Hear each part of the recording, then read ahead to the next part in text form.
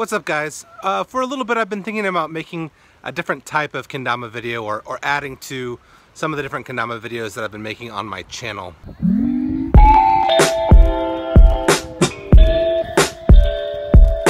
So for instance, most of my YouTube videos right now on the channel are either unboxings or my kendama news videos, progression videos like what I'm working on, like thematic type videos.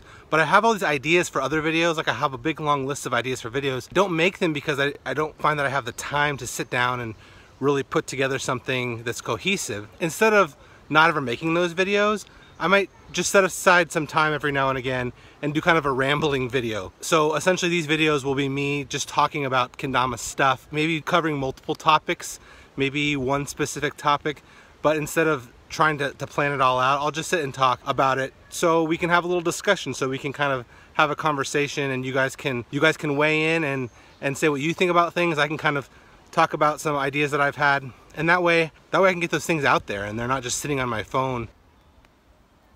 So one of the things I wanted to mention on this first Kendama Thoughts video was recently I've encountered a few things in the kendama community as a whole that I found to be relatively negative, or things that I don't necessarily agree with. And I've even kind of spoken out, made comments, a few things, made some mistakes honestly, and spoken out in ways that were not positive either. Now, I'm not about like kendama positivity just for positivity's sake, but I have realized and, you know, talked to a few people who have given me some good thought, some good wisdom on, instead of expressing negativity against something, coming out and doing something positive instead. So instead of me being negative or going after things that I don't agree with or don't like, instead I'm going to talk about things that I do like, talk about things that are positive. So that's one thing I wanted to mention. By the way, I came to the park with the kids on Memorial Day, but there's this cool spot right next to it with all these crazy trees and stuff. I figured I would just come out here for just a second to make this video and then go back to being with the kids. Check this out.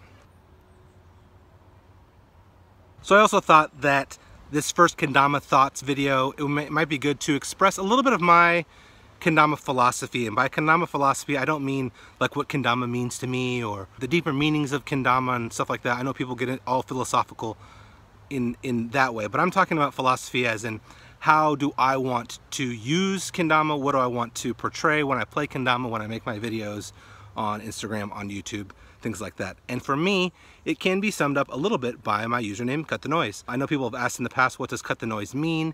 Now, originally I had this username and YouTube channel and stuff for other reasons, but it does fit along with my kendama philosophy as well. When you think about noise, whether it's audio noise or like noise in any particular environment, noise usually drowns out or gets in the way of what you're trying to focus on. So if you're trying to have a conversation with someone in a noisy room, the noise makes it harder to concentrate on that person. If you're watching like an old VHS video and you have that static and noise, it makes it hard to see what you're trying to watch. Or a radio station with a lot of noise in the background, you can't hear the clarity of the music. And so for me, cut the noise means for kendama to really focus on like the kendama. You can surround kendama and kendama culture with a lot of things that in my opinion don't really relate to kendama. And so for me, I'd rather cut that noise out and really just talk about and have fun with kendama. So to me, cut the noise is just keeping kendama about kendama. The second kind of kendama philosophy or idea that I recently had is this idea of to keep it clean. There's something really awesome about hitting that trick and making it so clean, that perfect triple lighthouse flip that you just stick at the end and then land the in. Everybody's seen those people those pros or anybody really who nails a trick in the cleanest way possible, and there's something so satisfying about landing that yourself or watching someone else hit it in a clean way. So I think it's something you can strive for in kendama, is to keep it clean. You can think about that idea further than just the kendama trick itself. I really want to focus on, when I play kendama, when I make kendama videos, on cutting the noise, keeping it clean. So those are going to be kind of my go-to hashtags.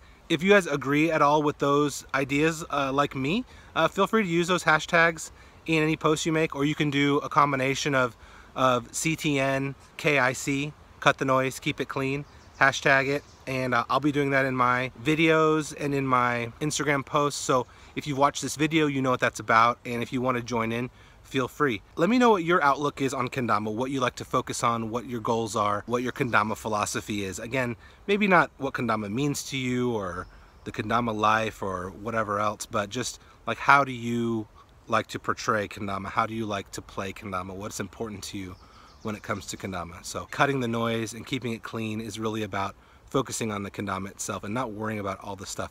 What's great about kendama is that people of all different backgrounds and style and culture and language can come together and play kendama. You and I can disagree about all kinds of different things.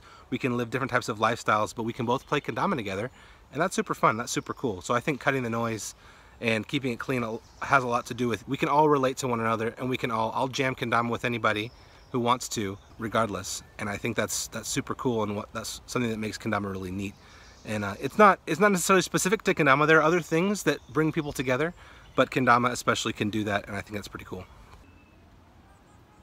I have lots of other ideas for these kendama thought videos. Some of them may be a little more kendama nerd out stuff, like tama size, cup size, Serato shape, like company stuff, competition rules. There's all kinds of really interesting stuff in the kendama world that I love to touch on. But today was kind of more of a high-level little discussion, and I would love to hear you guys' feedback. What I love the most about making videos on YouTube is being able to read the comments and interact with people. So please comment below what you think about these types of videos. If you don't like them, that's fine. I know they're not going to be for everybody, but if there's a specific topic or conversation piece that you're interested in, mention that in the comments below as well, and we can kind of start a conversation, start a discussion. So anyway, that's it for me. I'm going to go back to hang out with the kids on the playground this Memorial Day, and I'll see you guys later. So remember, cut the noise, keep it clean. See you guys later.